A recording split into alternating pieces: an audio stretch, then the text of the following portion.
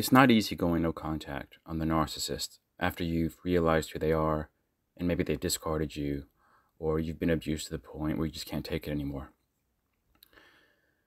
But staying in no contact is even more difficult. And it takes a lot of resolve to keep to it. But when you do keep to it, when you do manage to go no contact, when you realize you're dealing with a very toxic person and you know it's the best thing, and you manage to keep that, it has profound effects on the abuser. And I think a lot of people underestimate how profound those effects can actually be. And it doesn't always start to happen immediately, but over time, even if at the beginning, the abuser, the narcissist, wasn't deeply impacted by the no contact, over time it really starts to show itself. And there are a few reasons for this, and I'm going to try to go into this in a little bit more depth than I have in other videos, or at least in some ways. So the first thing, and this may be something you come across, is when you go no contact on the narcissist, they do lose control. And narcissists don't like losing control.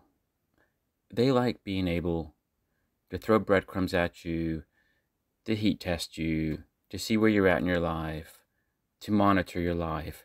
When you go no contact, you're depriving them of something which they absolutely need for their own stability, which is a sense of control and dominance. So when you go no contact and you stay no contact, eventually the fact that the narcissist is losing control and dominance over you, it does slowly start to eat at them, and it only becomes worse over time if you stick to it. Other things too that kind of compound the whole issue for the narcissist is when you go no contact and you stay no contact, the narcissist starts to question their own value because they thought, hold on a second, I was much better than this person. They were dependent on me. They needed me. I was confident they could never make it without me. Now all of a sudden, maybe they can. Maybe they're better off without me.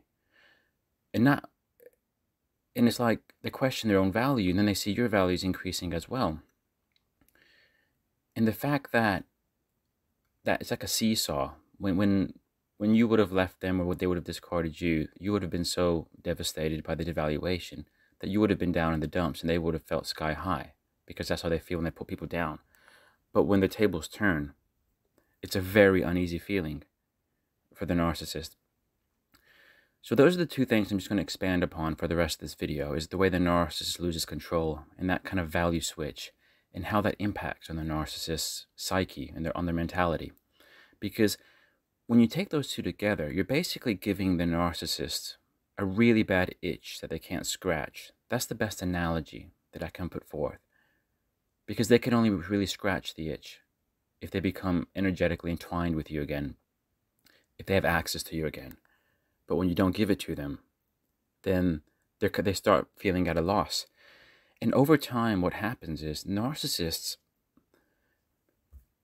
the thought of you in their mind, when they don't know where you are, how you're doing, they're losing all sense of control. They think you might be doing better than them. They feel they may have underestimated you, that maybe you were not so devastated as they thought. Maybe the narcissist isn't so desirable as they thought.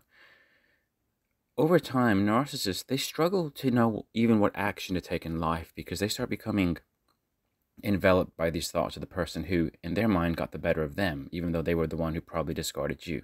It's just the way narcissist mentality works. And it's this serious unresolved issue that just kind of plays out in the psyche of the narcissist. And it's an unresolved issue that they sometimes ignore at the beginning because they don't want to accept it. They don't want to accept that the fact that you went and stayed no contact on them is an unresolved issue of sufficient importance to impact them in such a grand way, but it is. And over time, they realize that the only way they can actually put that unresolved issue into a good place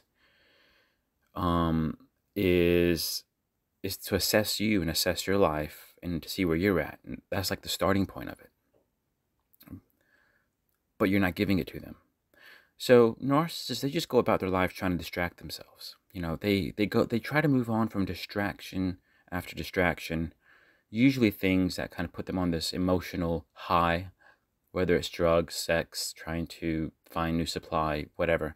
But all of that's short-lived, all of that's short-lasting. And every time the high or euphoria or excitement of whatever distraction they embarked on, whenever that subsides, they then feel heavily in that space where they have this unresolved issue weighing down on them. And narcissists, they often do reach this realization where, like, if they ever want to kind of get out of that mess and reach the light at the end of the tunnel, they either have to make their way back in your life and convince themselves that you're not doing well, that you're devastated without them, and that you still want them, or they actually have to make a way back in your life and be a player again in your life, in which case you'll receive a round two. So they either need to be convinced you're not doing well, or they want to work their way back in your life so they can take you back down. Because the alternative for narcissists is they get stuck in this loop. It's this endless loop where their unresolved issue nags at them. They try to find a distraction. The distraction temporarily distracts them and they feel good about it. And then they get other ideas of other things in life. And then once that kind of fizzles out, they're back at square one where this unresolved issue remains. And they really struggle to bounce out of that. It's almost like you hold the key to helping them, and you staying firm in your no contact all of a sudden becomes the worst thing for them, but it's the best thing for you. So that's why it's so important when you go no contact to stay no contact, because when you do stay no contact, you are now in control. You are now in control of yourself. You are now in control of how much access the narcissist has into your life. And you don't want them to have access, and you want to stay in control of yourself. But don't be surprised if you see the narcissist lurking around, if you get weird feelings that they might be observing you, or at least intensely thinking about you. Or, our bodies can sometimes pick up when somebody's intensely thinking about us, intensely trying to work out how to get into our life again.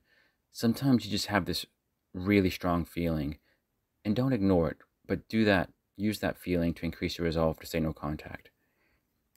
And just remember this: it's not your job to give them a solution for a problem which they created. Thanks for watching.